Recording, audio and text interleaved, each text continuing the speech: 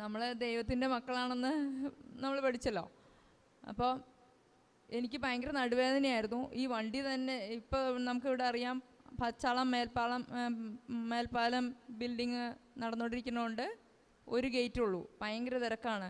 2 വീലറിൽ തന്നെ പോകണം. ഞാനാണ് വീട്ടിലെ എല്ലാ കാര്യങ്ങൾക്കും ആത്മീയ കാര്യങ്ങൾക്കും പോണത്. ആത്മീയ കാര്യമാണ് ഞങ്ങൾക്ക് മെയിൻ, ബാക്കിയെല്ലാം സബ്ബാണ്. അപ്പോൾ എപ്പോഴും വണ്ടിയെടുത്ത് നടുവേദനയാണ്, കിടന്നാൽ പിന്നെ എഴുന്നേക്കാൻ പറ്റില്ല.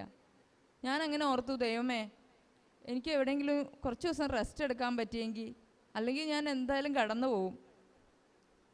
ദൈവം എത്ര സ്നേഹത്തോടെയാണ് ധ്യാനം തുടങ്ങുന്നത്. തലേ ദിവസം എന്നോട് ചോദിക്കുക, എന്തുകൊണ്ട് നീയും പോയിരുന്നില്ലെന്ന്. അങ്ങനെ എന്നെ ഇവിടെ കൊണ്ടുവന്ന് ഇവിടെ ഇപ്പോൾ ഈ 9 ദിവസം ഇരുത്താണ്. ഇപ്പോൾ റെസ്റ്റായി, എല്ലാ പ്രാർത്ഥനയുണ്ട്, എല്ലാം കിട്ടുന്നുണ്ട്, വചനം കിട്ടുന്നുണ്ട്, ആത്മീയ അഭിഷേകം. അങ്ങനെ എനിക്ക് നടുവേദനയെല്ലാം ഞാനിങ്ങനെ വന്നു കഴിഞ്ഞാൽ അത് വലിയ കാര്യങ്ങൾക്ക് വേണ്ടി സമർപ്പിക്കാറാണ് പതിവ്. അന്ന് ആർക്കെങ്കിലും ഇപ്പോൾ വേദനയുണ്ടോ, ഹീലിംഗ് ഡെമോൺസ്ട്രേഷനാണ് എന്ന് പറഞ്ഞത് ഞാൻ അവിടെ ഇരുന്നു പോയി. അതായത് നടുവേദന കൂടി, ഈ ലെഫ്റ്റ് സൈഡിൽ ഭയങ്കര വേദനയായിരുന്നു, അതങ്ങോട്ട് കൂടിയിട്ട് ഞാൻ ഇരുന്നു പോയി, എഴുന്നേക്കാൻ പറ്റുന്നില്ല. അപ്പോൾ എനിക്ക് തോന്നി എന്നെ ഡെമോൺസ്ട്രേറ്റ് ചെയ്യാനാണ്. പക്ഷേ എന്നിലൊരു അവിശ്വാസം കിടന്നിരുന്നു, ഇങ്ങനെ പൊതുവായിട്ട് ഇങ്ങനെ ചെയ്തിട്ടില്ല, അതുകൊണ്ട്. പക്ഷേ കുറേ നേരം ഞാൻ വരാതിരുന്നപ്പോൾ, നീ ഇവിടെ ഇരുന്ന് സ്തുതിച്ചോ, നീ രോഗം കൊണ്ടുപോകുമെന്ന് എൻ്റെ മനസ്സിലിങ്ങനെ കിട്ടി. ഞാൻ വേഗം തന്നെ വന്ന് പ്രാർത്ഥിച്ചു. അപ്പോഴൊന്നും എനിക്കൊന്നും തോന്നിയില്ല. ഇപ്പം ഇതുവരെ എനിക്ക് വേദനയില്ല, അതിനുശേഷം ഇതുവരെ വേദനയില്ല.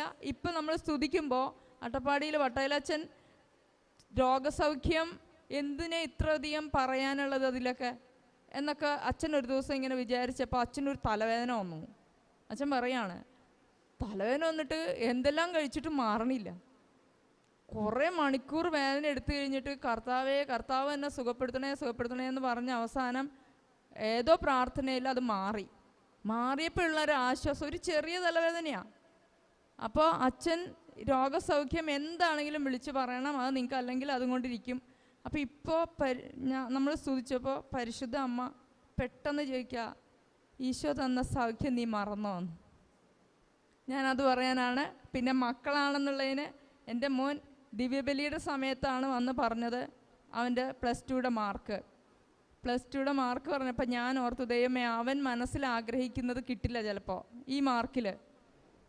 ഞാൻ പറഞ്ഞു, നീയും ദിവ്യബലിക്ക് കയറിക്കോളൂ, ഞാൻ സമർപ്പിക്കാമെന്ന് പറഞ്ഞു. ഞാൻ സമർപ്പിച്ചു. സ്തുതിച്ചുകൊണ്ടിരിക്കുമ്പോഴത്തേക്കും ഞാൻ കേൾക്കുക, അവനെ ഈശോ നോക്കിക്കൊണ്ട് പറയാ, still you are my son. അതെ, പ്രൈസ് ദി ലോർഡ്.